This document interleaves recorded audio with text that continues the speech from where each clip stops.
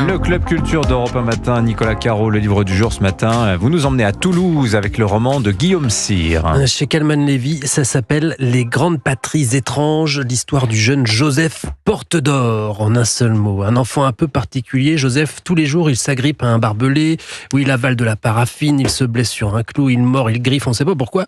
Il est d'une sensibilité exacerbée, extrême même, il sent tout, il ressent tout.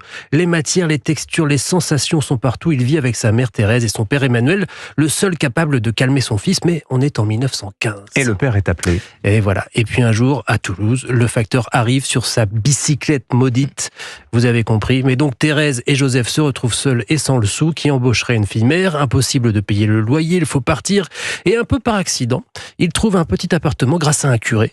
C'est petit, mais c'est pas mal. Et il y a dans l'appartement d'à côté une petite famille juive. Igor, le père, est un grand pianiste, mais il est accordeur pour gagner sa vie. Et il y a Anima, la fille dont Joseph tombe tout de suite amoureux, même s'il préférait mourir que de lui avouer pour l'instant. Sa mère Thérèse a trouvé du travail finalement grâce au curé toujours, qui a une amie surnommée la Cardinale, qui tient une maison close, et Thérèse y fait le ménage. Et on va suivre les enfants grandir, c'est ça? Et oui, l'histoire d'amour entre Joseph, très sensible, donc réceptif à tout, au sens trop en éveil presque, et Anima, très dure, elle, fermée, mais qui joue du piano. Et bien sûr, on avance avec eux vers la catastrophe.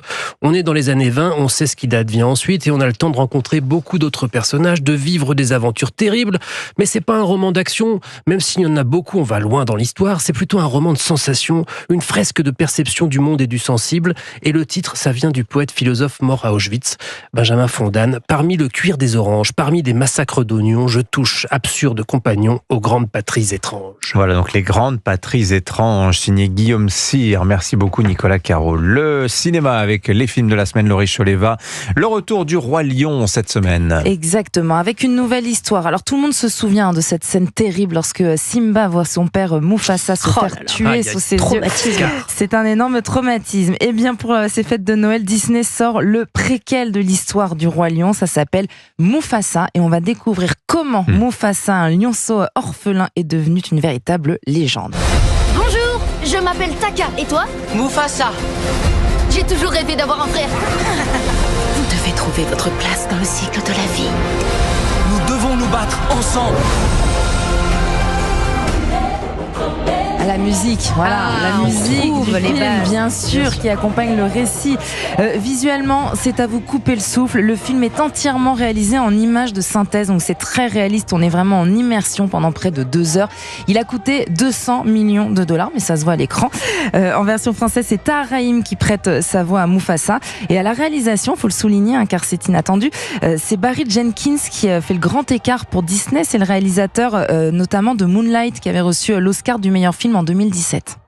C'est plutôt du cinéma indépendant ça, Barry Jenkins. Ah oui, bien sûr. Alors un biopic également à voir en salle, consacré à une grande personnalité du théâtre. La tragédienne Sarah Bernhardt. Alors si aujourd'hui son nom résonne toujours autant, c'est parce qu'elle était la plus grande star de l'époque en 1896. On dit même que l'expression monstre sacré a été inventée pour elle. Et c'est Guillaume Niclou qui réalise son portrait, haut en couleur bien sûr, dans Sarah Bernhardt la divine, avec Sandrine Kiberlin pour l'incarner. C'est simple, il ne voulait personne d'autre dans son rôle, il a bien fait. Il parle de la carrière de Sarah Bernhardt, mais surtout de son histoire d'amour passionnée et destructrice avec le comédien Lucien Guitry, qui est joué par Laurent Lafitte. Je t'aime, Sarah. Je comprends pas pourquoi on s'est jamais mariés. Je te vois pas attendre 2 ans que je rentre de tournée.